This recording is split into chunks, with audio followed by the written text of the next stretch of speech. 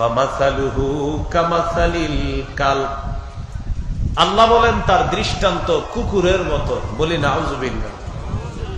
In তাহমিল আলাইহি ইয়ালহাস আও তাতরুকহু ইয়ালহাস, কুকুরকে যদি তুমি তার উপর কিছু বোঝা দাও তাও সে তার জিহ্বা বের করবে, কুকুরকে যদি তুমি বোঝা না দিয়ে এমনি ছেড়ে দাও তাও সে তার জিহ্বাটা বের করবে।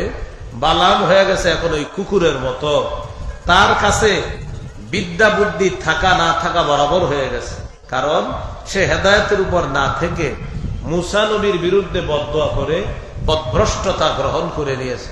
এই জন্য হেদায়েত বড় দামি জিনিস।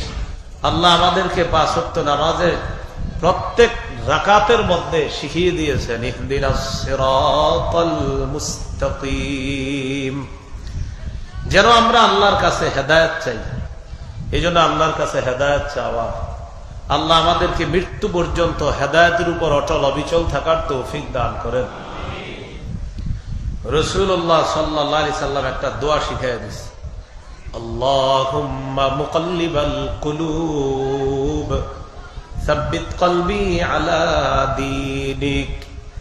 হে আল্লাহ, অন্তরসমূহের পরিবর্তনকারী, আপনি আমার অন্তরটাকে দ্বীনের উপর অটল রাখেন, অবিচল রাখেন। আল্লাহুম্মা মুকাল্লিবাল কুলুব সাব্বিত কলবি আলা দীনিক। হে আল্লাহ, অন্তরসমূহের পরিবর্তনকারী, আপনি আমার অন্তরটা দ্বীনের উপর অটল রাখেন। আরবিটা না বললে বাংলা তো বলতে পারবেন। হে অন্তরসমূহের পরিবর্তনকারী আল্লাহ, আপনি আমার অন্তরটা দ্বীনের উপর অটল অবিচল রাখেন, আমি যেন হেদায়েতের উপর চলতে পারি, আপনি আমাকে তৌফিক দান করেন। তাহলে রমজান পরবর্তী ১ নম্বর কাজ হেদায়েতের মোকাবেলায় পথভ্রষ্টতা গ্রহণ না করা।